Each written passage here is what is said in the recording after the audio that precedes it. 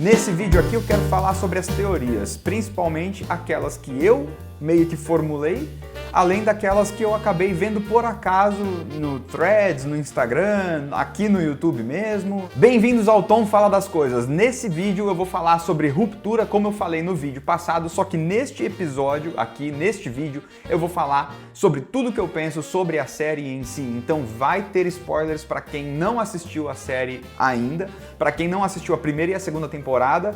Eu não vou dar spoilers sobre nada que vai acontecer a partir da segunda temporada, a partir do final da segunda temporada, porque eu não pesquisei o que vai acontecer na terceira temporada. Então tudo que eu estiver falando aqui é baseado naquilo que a Apple TV já lançou. Então se vocês estiverem acompanhando a série assim como eu e já assistiram a primeira e a segunda temporada, vocês podem ficar tranquilos que eu não vou falar absolutamente nada que vocês já não tenham visto. Mas, mais uma vez, estejam avisados de que eu vou comentar sobre muita coisa que acontece na série em relação ao enredo, porque neste episódio aqui, neste vídeo, eu quero falar sobre as teorias de ruptura, principalmente porque no vídeo passado eu falei sobre como as séries atuais não me amarram da forma que as séries antigas amarravam. Na época que Lost estava passando na televisão e aí você criava teorias sobre o que iria acontecer no episódio seguinte, na temporada seguinte, mas naquela época você tinha uma temporada passando por mais de 6 meses durante o ano. Então você falava muito sobre essa série, enquanto as séries atuais, onde você só tem 8 ou 10 episódios, assim que a temporada acaba, você mais ou menos fala um pouco sobre ela e aí você fica meio que partindo para outra, você já passa para uma outra série, você já foca sua atenção em outro conteúdo e você acaba esquecendo o que aconteceu naquela série, principalmente também porque hoje em dia tem muito mais série aparentemente do que tinha naquela época. E aí você até volta a falar um pouco mais sobre a série quando eles anunciam a data da estreia da terceira temporada, você volta a criar teorias, mas no geral, como 8 episódios acabam passando num curto espaço de tempo, a gente acaba um pouco esquecendo. Eu não quero esquecer isso. Como eu falei no vídeo anterior, as séries de hoje não me amarram tanto quanto antes. Mas depois do final dessa segunda temporada, eu espero estar mais amarrado. Eu espero que a Apple TV, primeiro, não demore tanto para anunciar a data do lançamento da terceira temporada. Eu espero que venha para o ano que vem, já para 2026, e que ela não leve 3 anos e meio, como foi da segunda para a primeira, né? Da primeira para a segunda, no caso, desculpa. Espero que vocês comentem aqui as suas teorias sobre ruptura, então se você já quiser comentar. Eu vou começar falando só o seguinte, eu gostaria que na terceira temporada a Apple TV voltasse a ter uma série um pouco menos escura, porque tem uma coisa que eu gostava demais da primeira temporada, que era essa ruptura, por assim dizer, do padrão. E eles fizeram uma série clara, porque hoje em dia muita gente reclama de séries escuras, onde você não consegue enxergar absolutamente nada e você tem que assistir a sua série de noite, porque de dia você não consegue enxergar o que está passando na sua televisão. Eles fazem tudo de uma maneira tão escura. Casa do Dragão, House of Dragon, é uma das séries mais escuras que tem. Você não consegue às vezes nem entender o que está acontecendo na cena de tão escura, independente de qual série seja. Só que a Severance não fez isso na primeira temporada. Nessa segunda temporada, o final dela, principalmente, foi muito escuro. Os outros episódios tiveram seus momentos escuros, tiveram seus momentos claros. Este daqui foi 80% do episódio escuro, né? Esse final de temporada foi 80% escuro. Não vou reclamar tanto assim disso porque não comprometeu a minha experiência assistindo esse final de temporada. Eu gostei muito do final dessa segunda temporada de Severance. Eu também acho que o cliffhanger dessa segunda temporada não foi tão cliffhanger assim quanto a primeira temporada. Na primeira temporada eles acabam de uma forma que você fica louco querendo assistir a continuação. Nessa segunda, eu particularmente não senti isso. Eu quero muito saber como é que vai continuar a história da série, mas me pareceu até aquele tipo de final aonde, se por acaso terminasse assim, pra mim tudo bem. É um final deliberadamente aberto, para que as pessoas acabassem depois falando sobre eternamente. A gente sabe que vai haver uma continuação, mas eu adorei esse final por isso também, porque desta maneira eu não tô assim tão decepcionado se por acaso eles cancelassem. Sei lá, vai que cai a gente não sabe, vai que acontece algum imprevisto e algum dos atores acaba falecendo, não precisa nem ser um imprevisto drástico como esse. Pode acontecer qualquer tipo de coisa, a Apple TV pode anunciar que não vai mais continuar com a série por qualquer motivo que seja. Então eu fiquei até feliz justamente por conta disso. Mas vamos, enfim, para as teorias. Eu gosto muito dessa teoria. A primeira teoria sobre Severance que eu li por acaso pelo Threads era que a L.R.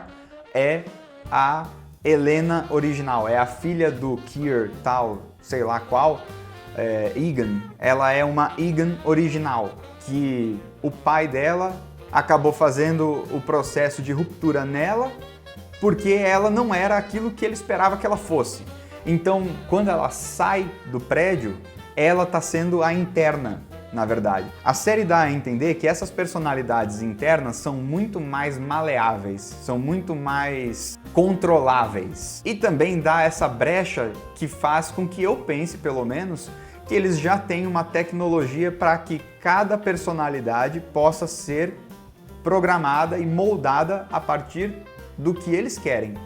Porque a gente vê a Gemma na série entrando em diversas salas, cada sala é uma personalidade diferente, cada sala é uma pessoa diferente. Então me dá essa sensação de que a Lumon já tem a tecnologia para isso e que eles fizeram isso na filha do Egan. Então a L.R., para ela também não se extinguir, não ser extinta de vez, ela tá presa dentro daquele prédio e ela é aquela filha rebelde que muito antes foi colocada lá, foi inserida lá. Eu não sei, é uma teoria. Eu também tenho umas teorias sobre por que ela surgiu. Me dá uma sensação de que a Lumon precisava que a L.R. existisse para que ela empurrasse, né, para que ela incentivasse o Mark a fazer tudo aquilo. Até o final desse último episódio da segunda temporada, eu até achava que a Lumon tinha tudo programado para que tudo acontecesse da forma que a série vem acontecendo. Inclusive, eu achava que estava tudo programado para que a senhorita Cobell, que eu esqueci o nome dela agora do lado de fora, mas a Cobell, eu achava que a Cobell, ela estava fazendo exatamente aquilo que a Lumon pensasse, que a Lumon quisesse que ela fizesse. Então, tudo que ela fez com o Mark S e com o Mark Scout foi programado para isso. Mas eu gosto mais de pensar que a gente está assistindo na série exatamente aquilo que a Cobell é mesmo. Eu não gosto de pensar que a série está enganando a gente, que vai ter um plot twist onde isso aconteça. Eu gosto de pensar que a Cobell foi justamente a pessoa que criou todos os designs da Lumon, que fez toda aquela tecnologia e que aí ela foi traída pela empresa, que foi que foi praticamente a vida toda dela e que agora ela quer, entre aspas, vingança, porque ela quer derrubar a Lumon para que ela realmente seja reconhecida pelo trabalho que ela fez. Essa, para mim, é uma das primeiras teorias, já falando sobre a L.R., né? Voltando sobre a L.R., foi a primeira teoria. A segunda teoria, e essa daí eu não sei se eu li em algum lugar ou se fui eu que pensei inicialmente, mas depois eu acabei já lendo também aqui na internet, é que o Milchick, ele é um interno eterno. E a gente não sabe aonde que está o externo dele. Ele vive como interno o tempo todo. Às vezes o Milchick é só um cara que sofreu uma puta de uma lavagem cerebral a vida inteira e que realmente acredita naquilo, na palavra de Keir, nesse culto aí. Porque a gente vê na vida real coisas acontecendo assim com qualquer tipo de religião atual, né?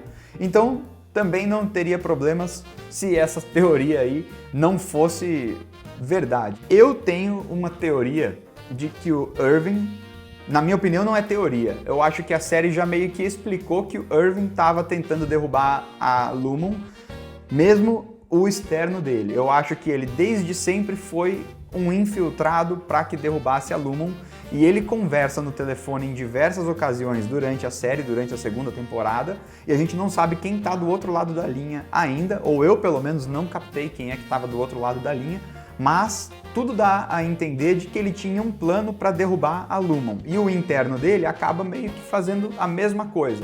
Quando ele encontra com o Burt, nessa segunda temporada, e eles meio que se apaixonam também do lado externo e não só internamente, e aí o Burt fala que ele tem que sair de lá e nunca mais voltar, ele tem que pegar o trem e nunca mais voltar. Pra mim, na hora, me lembrou aquela ideia de Inception, do filme A Origem, do filme Inception, aonde eles estão dentro de um sonho dentro de um sonho. Não seriam necessariamente sonhos na série, porque a série nunca introduziu nada do tipo, mas é algo como se fosse a cidade toda fosse uma cidade de internos. Estes internos, para mim, têm outros internos. Não sei, é para mim só uma teoria. E aí, no momento em que o Irving pegou o trem e saiu de lá, porque também não se fala onde é essa cidade, eu acho que daí sim ele acordou para a vida real dele. É justo você presumir que o Irving vai voltar para a série na terceira temporada, porque o John Turturro não é um ator tão desconhecido assim para nunca mais aparecer na série, por mais que ele também não tenha participado desse último episódio da segunda temporada. Porque também eu fico com essa sensação de que todos eles são internos e que os internos são internos dos internos. Por conta de uma outra teoria que acontece direto em filmes e séries, que é aquela teoria de que a Apple não permite que personagens ruins ou personagens que não sejam os protagonistas, que não sejam os bonzinhos, usem os celulares da Apple. Então você pode reparar que durante a série toda não teve nenhum personagem usando o iPhone. Isso se tratando de uma série produzida pela Apple TV, o que seria mais do que lógico da série aproveitar do próprio produto para inserir o iPhone nas cenas. Mas o iPhone não aparece em nenhum momento da série e a tecnologia toda é muito antiga. Nas cenas onde todos eles são externos, você pode perceber algumas coisas, como a tecnologia também é meio que antiga. Eles têm os celulares, mas eu fico pensando, por que nesse último episódio eles não usaram um smartphone para os Mark se conversarem? Por que ele teve que usar uma câmera um pouco antiga, né? Uma câmera de pelo menos 20 anos de idade. Então a gente tem esse negócio onde a tecnologia é um pouco ultrapassada, porque talvez seja justamente um mundo programado para que a tecnologia seja assim. Isso também faz parte dessa minha teoria. Para cada interno, para cada mundo interno, eles têm uma tecnologia mais ultrapassada do que aquela camada anterior. Então é por isso que no prédio tem uma tecnologia bem mais ultrapassada, né? Aqueles computadores são bem mais ultrapassados do que a tecnologia do lado externo, que também é interno, de acordo com essa minha teoria, porque é um mundo programado, por isso também está sempre inverno. A gente ainda não viu verão nem nada, mas eu acho que isso faz parte daquele mundo, foi programado para que ele fosse assim.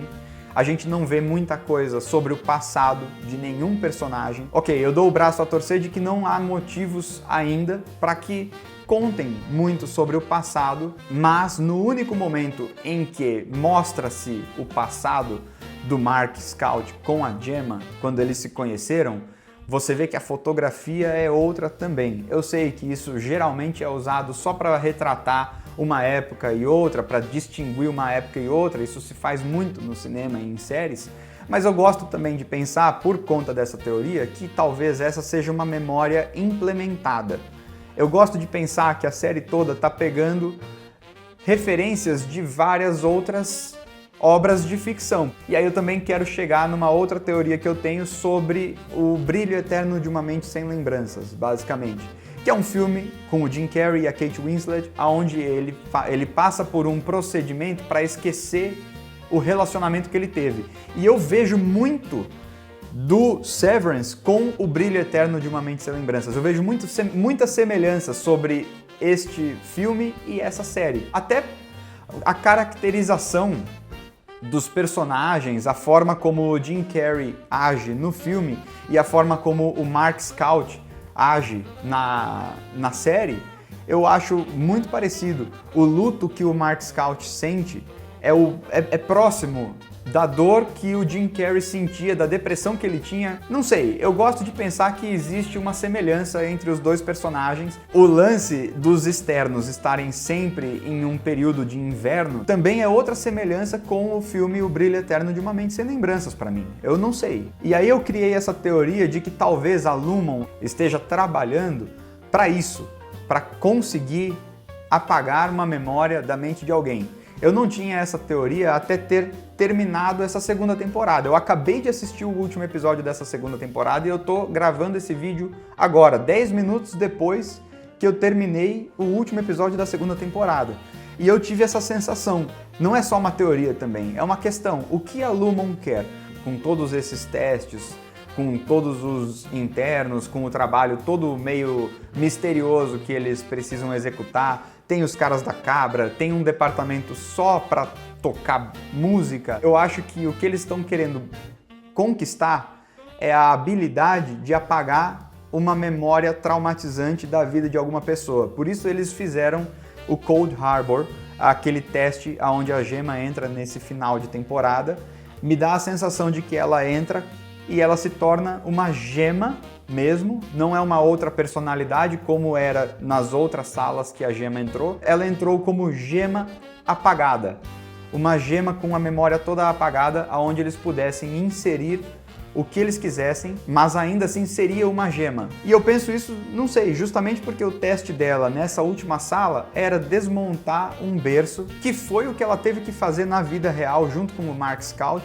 O que eu interpretei daquelas cenas todas foi que eles estavam testando se a Gemma iria lembrar que ela sofreu um aborto espontâneo quando ela estava do lado de fora. Essa teoria aí já derruba aquela minha outra teoria de que eles são internos dentro de internos. Eu fico com essa sensação de que eles querem isso, que eles querem dominar essa tecnologia para que experiências traumatizantes sejam extinguidas da memória de uma pessoa. Talvez quando eles falem que a Gemma iria morrer depois que ela concluísse, isso também me leva a outra teoria. A primeira teoria que eu criei sobre isso, primeiro, era que ela estava realmente morta do lado externo e que ela estava viva como interno, e aí iriam descobrir que a empresa tinha a capacidade de manter vivo os internos mesmo com o externo estando morto. Não sei, fiquei com a sensação de que talvez a gema do lado externo estivesse em coma e essa seria uma maneira de manter alguém viva, e aí eles estariam explorando isso, vida eterna, entre aspas, só que vida eterna do interno, não sei.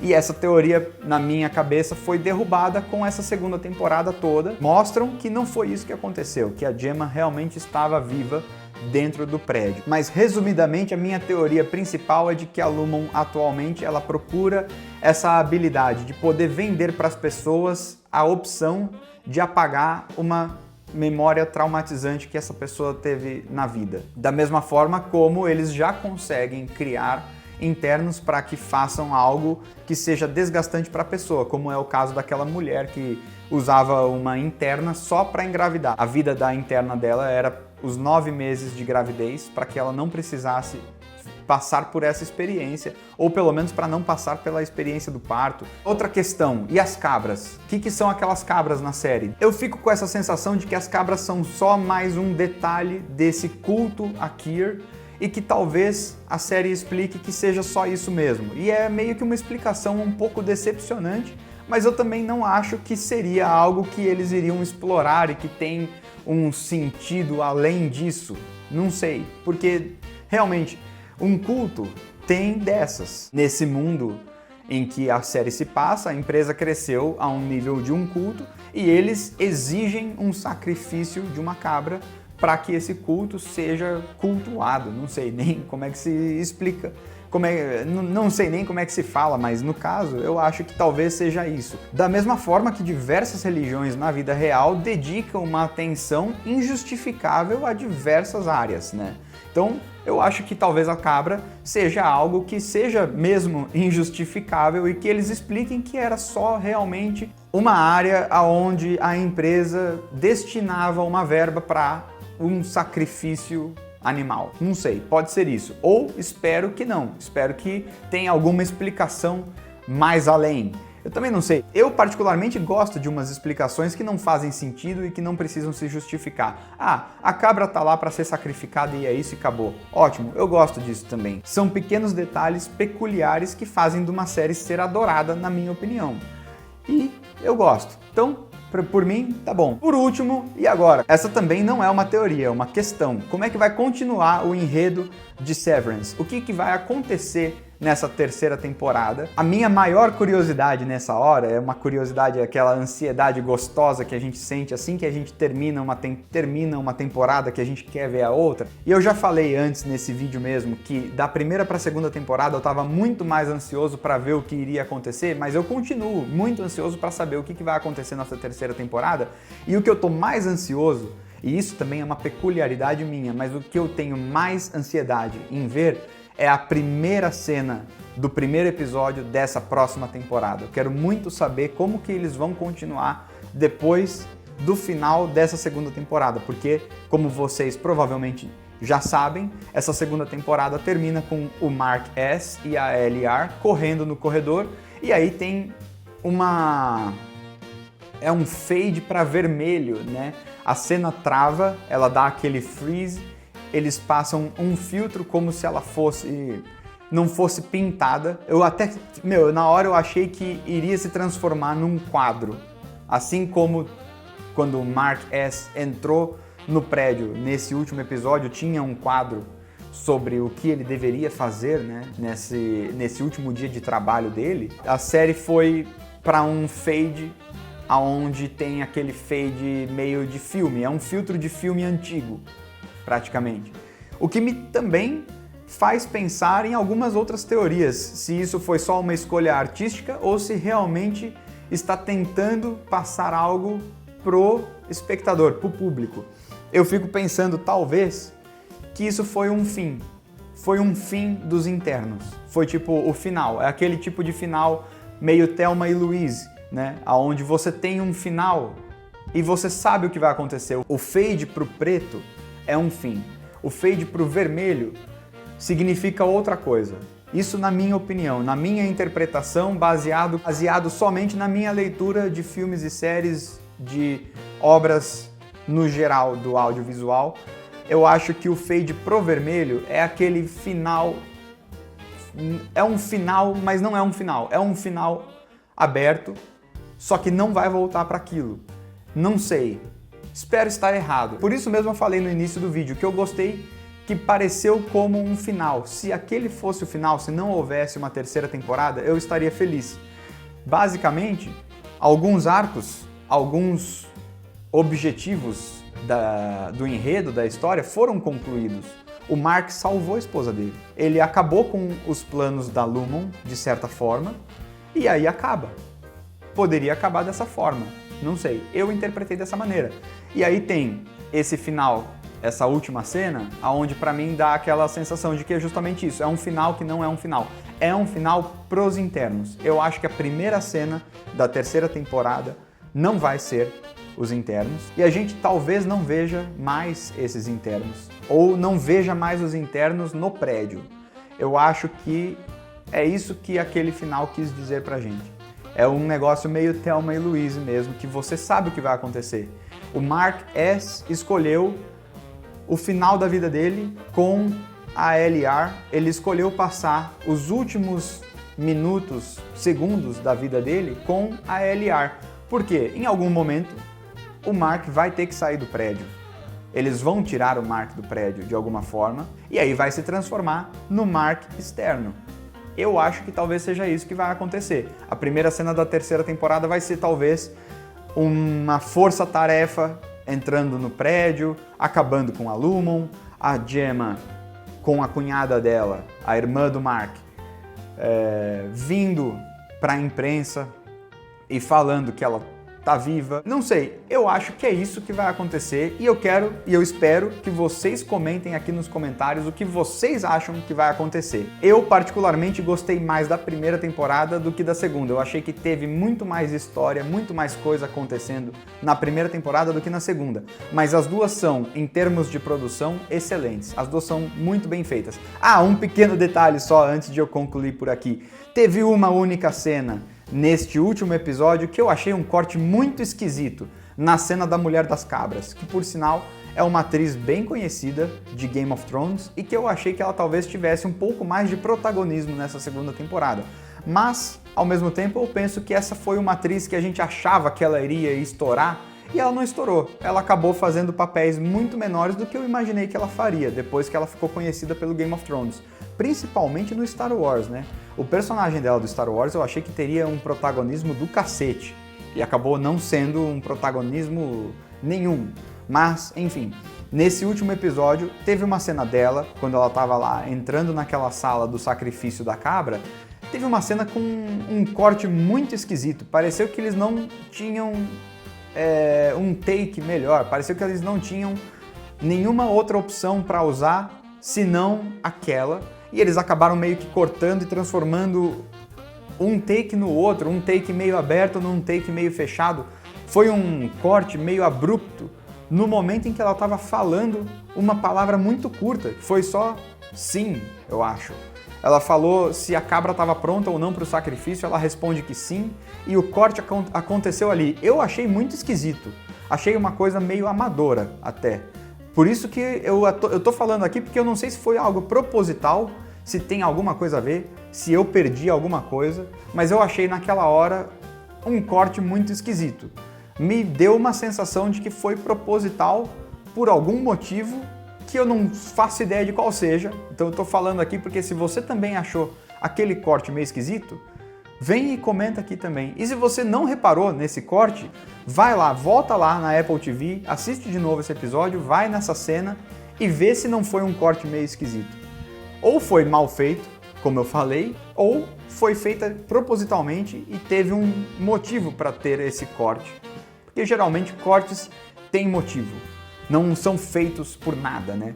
Um corte como esse passa uma mensagem. Câmera, a fotografia sempre passa uma mensagem. Você quer uma mensagem mais passada do que no momento em que eles estão no elevador e ele se transforma de um externo para um interno, eles afastam a câmera na medida que a câmera aproxima do rosto do ator. Eles estão com um plano aberto em zoom e aí o plano abre na medida que a câmera fecha, a câmera aproxima do rosto do ator. Isso faz com que o fundo da imagem fique um pouco mais amplo e o rosto do ator continue daquela mesma maneira, mas se você reparar, você pode ver que as orelhas dele acabam meio que entrando, acaba fazendo isso aqui com o rosto. Você pode perceber em todas as cenas, eles fazem meio que...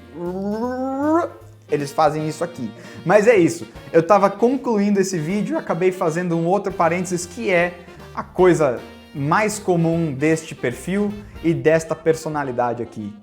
Se eu sou um interno ou um externo, a minha personalidade é conhecida por fazer parênteses e parênteses dentro de parênteses. E aí não acabar concluindo assunto nenhum. Vamos concluir o assunto que eu comecei antes de fazer esse parênteses, primeiro sobre a mulher do Game of Thrones e depois sobre como eles fazem os planos de câmera, perguntando mais uma vez para vocês o que vocês acharam da série até agora. O que vocês acharam da segunda temporada? O que vocês acharam sobre a primeira temporada? O que vocês acharam da história como um todo? O que vocês acham que vai acontecer na história mais pra frente, seja na terceira, quarta, quinta temporada? Como vocês acham que vai acabar a história? Eu espero que vocês usem os comentários daqui como um espaço aberto para vocês inventarem, sejam criativos assim como quem criou essa série e fala pra mim o que vocês acham que vai acontecer no final da série. Eu ainda não pensei, mas assim que eu pensar eu volto e eu vou fazer um vídeo falando só o que eu acho que vai acontecer no final dessa série. Mas eu digo no final da série mesmo, como que vai acabar a história dessa série Ruptura. Assim como os internos querem se manter vivos, eu espero que a gente aqui na internet mantenha o assunto Severance vivo até a terceira temporada chegar. Porque é aquilo que eu falei no meu vídeo anterior.